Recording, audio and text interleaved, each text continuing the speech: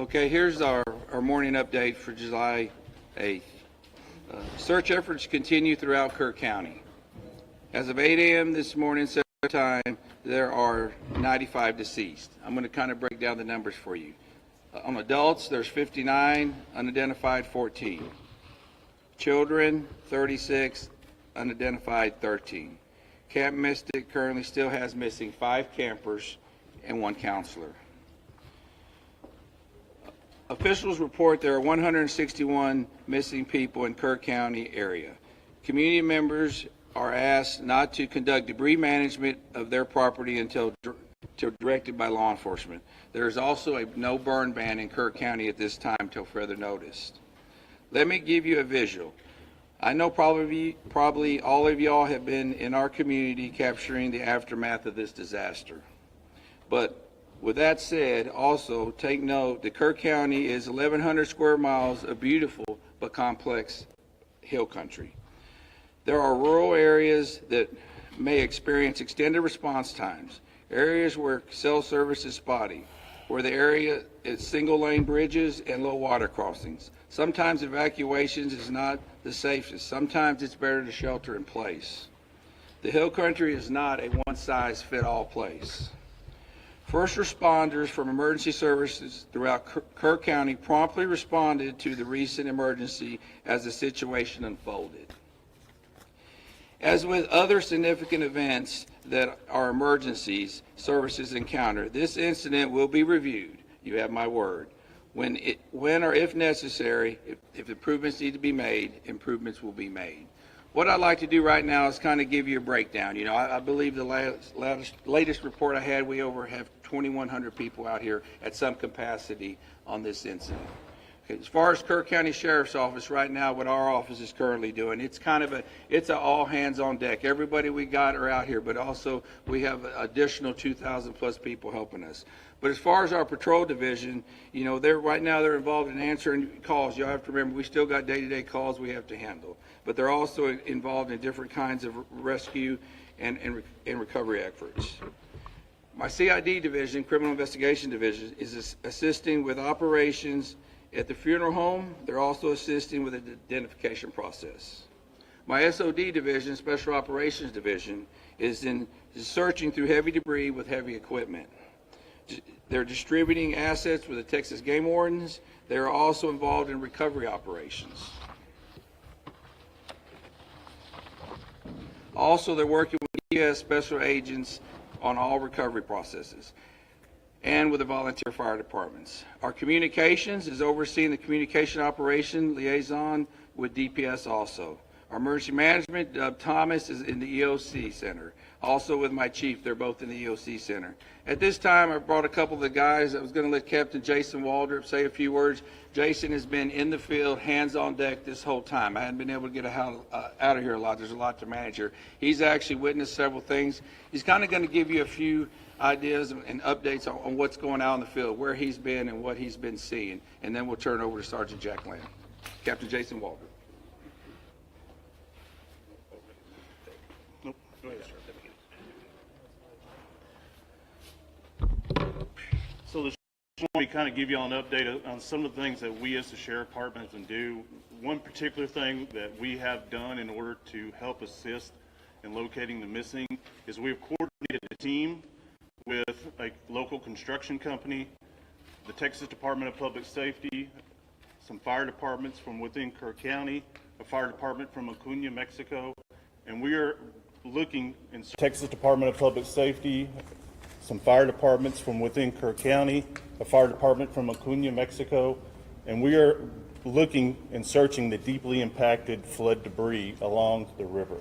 So these areas are where a lot of this debris is bottlenecked, so it's a lot of large trees, it's a lot of the vehicles, it's a lot of home structures have built up in these areas. So we are using very heavy equipment, excavators, skid loaders, to remove this material and do a deep impact search of where this is. So what we ask is, for those who are out there working, the local residents, the families of the missing, even some of the search teams, if you see these very large excavators working, please avoid these areas. We are trying to control these work sites. We have spotters on the ground So as this material is being removed, we are looking for anything of a sign of a person that may be within this material. These operators have very limited vision with these large excavators, so please avoid these areas that they're working. We are still spotting areas up and down the river where we can take apart these materials and hopefully locate some more of the missing. So that's one main thing that we've been doing along the river to help this process. Sergeant Lamb. Thank you, Captain.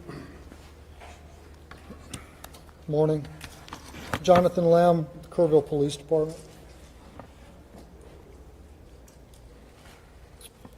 We want to remind folks that if you've reported a loved one missing and they've returned home safely or been found safely, it's vitally important that you let us know that that person is no longer among the missing. We need to keep an accurate count, as accurate as possible. So if you've reported somebody missing and they've been recovered safely, please let us know.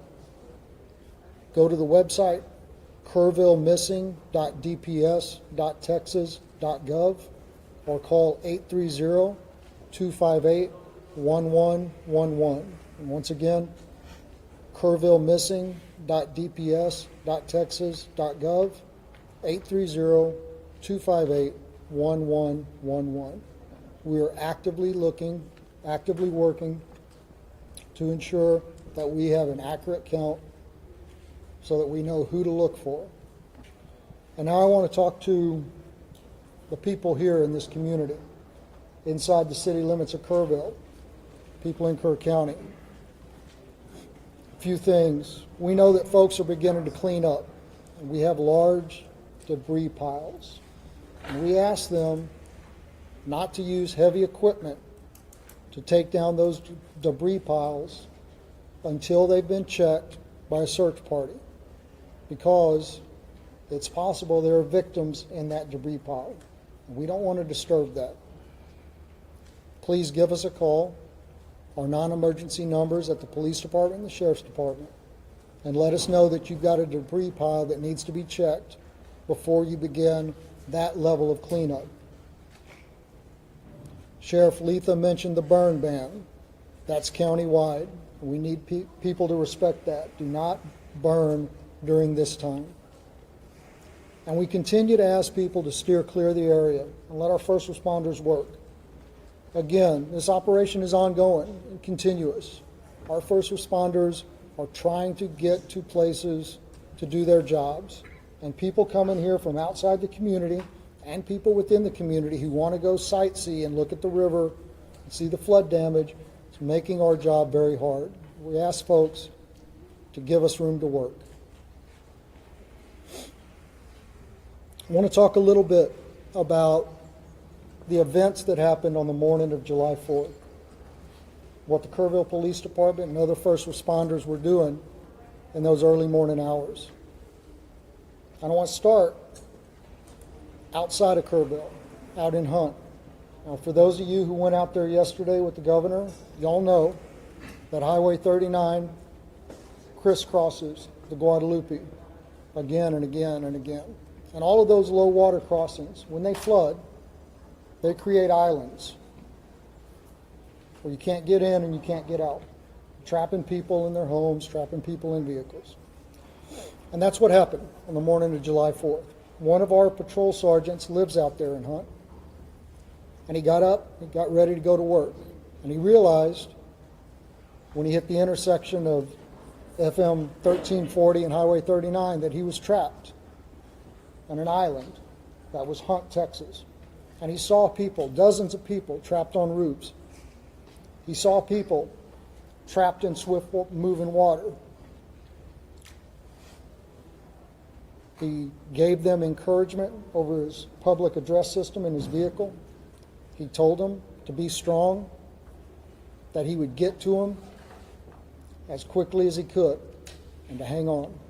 And he knew he needed help. He went to another detective, Kerrville Police Department detective who lives out there, and he woke him up and he said, "It's bad. I need you to get your gear on and come find me." And then he went back out. And for 13 hours, those two officers, along with some Hunt volunteer fire department firefighters and an emergency room doctor, provided care to that Hunt community. When it was safe to do so, they waded into the water and they rescued people. They got people down off of roofs. They collected them there at the Hunt School. There was a young boy with a pretty severe leg injury that was given first aid treatment throughout the day. Other people came. Many of them were injured. They provided first aid. They coordinated helicopter evacuations for the most critically injured, communicated the situation back to our emergency dispatch center of the Kerrville Police Department. When the waters began to recede, they knew that vehicles would be making their way out there when it was safe to do so. So they went back and forth clearing out debris to clear a path for those vehicles. They saw helicopters flying back and forth, making recoveries upriver, evacuating those summer camps.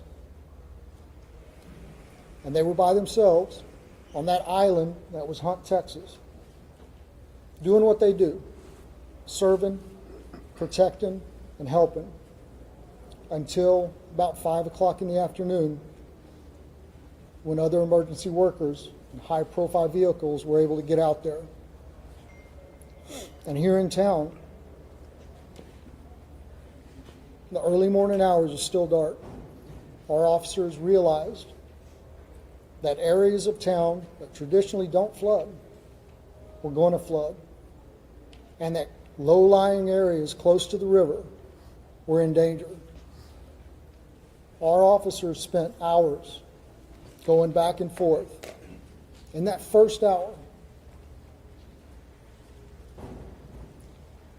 they evacuated over 100 homes and evacuated and rescued over 200 people. And to say that doesn't even come close to explaining the actions that took place. Door to door, waking people up, convincing them that yes, the floodwaters are coming and you need to leave now. They rescued people out of vehicles. They rescued people out of homes that were already flooding, pulling them out of windows. They entered water. There's a trailer park that flooded in minutes. One officer was there by himself and he realized, I need help. He sounded his siren, driving up and down those streets that were beginning to flood, calling on his PA system for folks to wake up and evacuate. And then 2 other officers joined him through first thigh deep, then waist deep, then chest deep water as they went from RVs and trailers and rescued people, carrying them to safety through the water. Out on old FM 689, there were 2 people trapped in the water, clinging to a tree. 2 officers were there when the 3rd one drove up. And one of them was wrapping a 100-foot flex line garden hose around his waist to go into the water and rescue those people. And those 3 officers went into the water, and one of them held that hose and acted as an anchor, while those other 2 made their way to those 2 victims, and they were able to evacuate them safely. Folks, I don't know how many lives our KPD team saved in an hour in Kerrville, but I know that this tragedy, as horrific as it is, could have been so much worse. And finally, I want to tell you about a member of our KPD team. These guys have been working around the clock. 4th of July traditionally is a all hands on deck event for us because we hold an amazing concert on the river. On July 4th, it was an all hands on deck event for a very different reason. But our officers have been working without time off, without any downtime, 16, 18, 20-hour shifts, without complaint. Yesterday was the first day we were able to give a couple of them some downtime. So we sent an officer home to rest. But rather than taking a day off, a much well-deserved day off, he got up and he put on his gear and he volunteered to go out on foot with a ground search party. And he spent his day up and down the Guadalupe River, going over, under, around trees, searching for victims to try and reunite the missing with their families.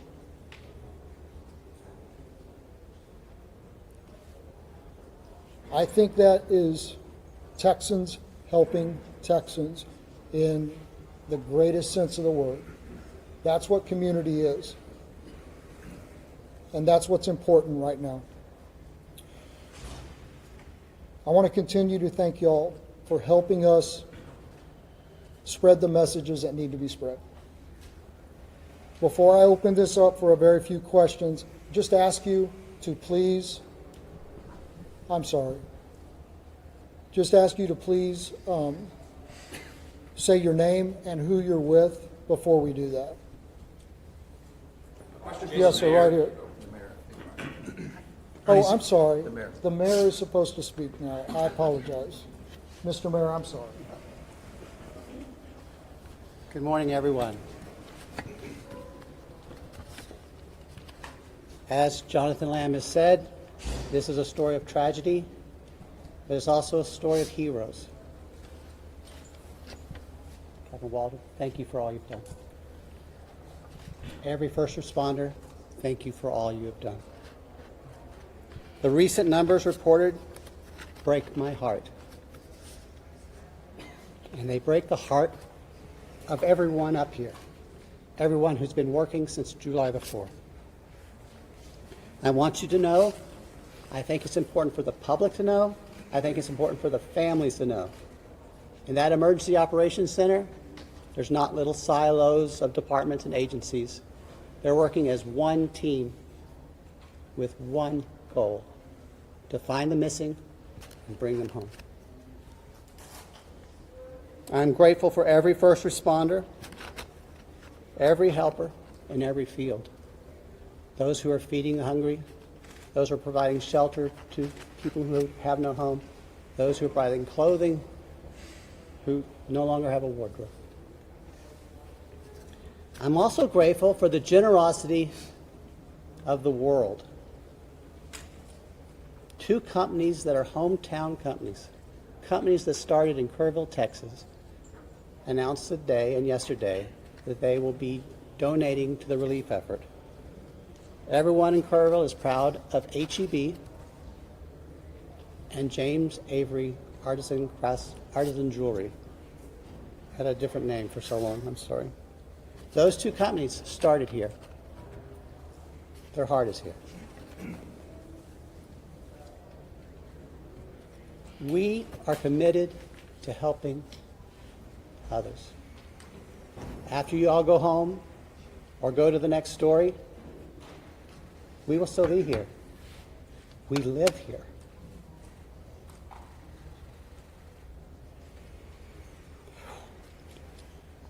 We've lost friends here. If you feel able to donate to the relief fund, the best source we are recommending is the Community Foundation of the Texas Hill Country. That's the community. Their website is communityfoundation.net. There's a link at the top of that page to help you donate. Now listen, I'm married to a retired first grade teacher. And I learned a little bit about classroom management from her. If you yell questions at us, we're probably going to pick someone else to answer, okay? So if you feel the need to yell your questions, I will feel the need to not answer your question. In first grade, they raised their hands. That might be a good start. Yesterday was a disaster, and I was embarrassed. Our town was embarrassed. Your viewers were embarrassed. And I don't want that to happen again. Now, I'm going to do something I've been told to do. I'm going to turn it back to Jonathan Lamb to start the question and answer period. However, please make my retired first grade teacher wife proud and raise your hands. Thank you. Okay, once again, just say your name, please, and who you're with. And I'd already called on you, so yes, sir. Thank you, sir. I'm Ernie Zuniga with KSAT 12 in San Antonio. A question for the sheriff. The code red alert system has come under a lot of scrutiny in recent days, and now there's reports of a timeline on Friday morning where an Ingram Volunteer Fire Department commander asked a Kerr County Sheriff dispatcher for the code red to be issued. The dispatcher says, I can't, I have to get a supervisor's approval for that. Almost 6 hours passes until 10 o'clock, 10:04, when the code red is issued. How do you account for that lapse of time? What happened and what could have happened in that time? Okay. As I've said earlier, with every significant event, with every emergency, we're going to have to, there's going to be an after action. Please, y'all, listen to those words, after action, okay? Those questions are going to be answered. I believe those questions need to be answered to the family of the missed loved ones, to the public, to the people that put me in this office. Those need to be, and I want that answer, and we're going to get that answer. And I know that's going to be asked over and over. Please understand that. We're not running. We're not going to hide from everything. That's going to be checked into at a later time. I wish I could tell you that time. I don't know that time. Let me share something with y'all. One of the main things I've been doing is going and visiting the family. We still have some of those missed loved ones here. I go visit them twice a day. As a sheriff, what I want is I want closure for those people. Okay, those are important questions. We will answer those questions. I wish y'all would bear with me in that. Okay, bear with me. We'll get them. I can't tell you in a week or two. Okay, we're going to get them. I'm not trying to deflect them. Okay, my primary. I asked you. I've been in this business 36 years. I don't know if any of y'all, how many of y'all have gave notifications, death notifications. I've done them. What is worse, a death notification or telling somebody I don't know where your loved one was? That's my priority. Okay, now please understand that. Sir, since you're up, can I ask a question? Since he's up.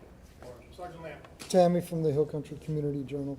Yes, we talked a lot about the recovery effort, and it's amazing, but I wonder what we can tell the displaced families. Where do they go? How do they get in touch with FEMA? I think there's a lot of that, and we haven't had a chance to discuss it.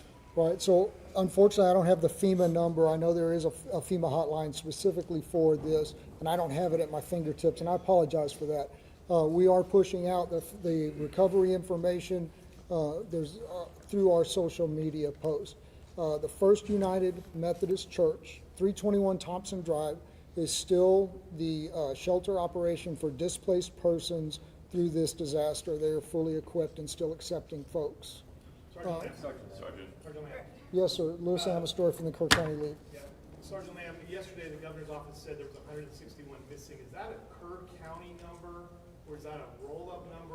Where are we at with the number of missing? It's my understanding that the number that the governor referred to was a Kerr County number. And again, I have no reason to doubt that number, and it was compiled from the best available information. But we are asking folks to make sure that the numbers that we have are accurate. So if somebody has been reported missing and they have now been accounted for, please let us know that so we can revise those numbers and make sure that they continue to be accurate. Yes, ma'am. Thank you. Thank you, Juanita with Telemundo NBC. Yesterday, Governor Abbott said that 2 days prior to the disaster, he had provided resources and they were here on ground. I know this is a question for you or for the mayor, but he said you guys were prepared, that you had those essentials. What happened? Did you guys have those resources? Yeah, listen, I'm going to just say what has already been said. At the appropriate time, all of that is going to be reviewed and checked into. I don't have the answer to that question right now. I don't have that information. And rather than speculate, it would be irresponsible for me to do that. Mayor, So, could you speak on that? Repeat the question, please. Yesterday, Governor Greg Abbott said 2 days prior to the disaster, he had provided the town with more than enough resources to respond to the disaster. were those resources here? Locals tell us they didn't see any resources, they didn't see anyone until hours after the disaster. Thank you. What resources did you guys have, and why wasn't there any response? Okay. I didn't see the governor's remarks. I haven't seen the governor's remarks. Last night, we had a city council meeting, and I was required to be there. And so I'm sorry, I don't know what resources TDM had in place at that time. I know when I arrived at the Emergency Operations Center on the morning of July 4th, there were TDM personnel there. But what assets they were able to use that morning, I'm sorry, I do not know. Mr. Mayor, can I just... Listen, people are yelling, and I didn't really But want y'all to... if you offer only 3 questions, then you're going to have people And guess yelling. what? You're in Kerrville, and we're going to do it my way. I understand that. but- Morgan Chesky, please. Mr. Mayor, records show that the concept of flood warnings have been discussed at least 24 times by the county. What's the biggest reason that these systems have not gone into place at this point? You know, Morgan, you and I grew up here. And I wasn't in office during those discussions. And frankly, I'm more focused on the future than the past, as you know. What I can say is the governor, the lieutenant governor, the Speaker of the Texas House have all provided us support, and they have all said this is a priority for the upcoming special legislative session. As mayor of Kerrville, as someone who grew up here, I am grateful for their support, and I look forward to what they propose during the special session. My last question will be you. Thank you, sir. Shimon Provost from CNN. The Lieutenant Governor said that on July 3rd that the county judges and city mayors were invited on a daily call Thursday to discuss weather forecasts. Were you on that call? Were you invited to that call? Do you know if the county judge was also on that call? I can't speak for the county judge. That would be hearsay. And I'm not going to contradict the information you have. But I will tell you, personally, I did not receive a telephone call. You weren't invited to the call, I did not receive a telephone call. and you were never given any information about what assets were brought into the area. So I wasn't invited to the call. I'm not trying to deflect, No, but I understand. I But do you don't. know why any idea why that would happen? Or- Maybe I'm not a local mayor. I can't tell. All right. Thank you, guys. Oh, please, from Mexico, All right, folks, I appreciate that, and I appreciate the decorum that was shown this morning. So, as y'all are aware, gentlemen, just do me a favor, I'm not quite finished yet. All right, so as y'all are aware, there's not going to be a 1500 presser. What we are going to do is send out an update, any updates through the email list. And once again, if you haven't gotten on our email list, that's going to be JIC, J-I-C, at kerrvilletx.gov. I'll give it to you again, JIC at kerrvilletx.gov. Thank y'all. Sergeant, what time did your fellow officer tell them about that project?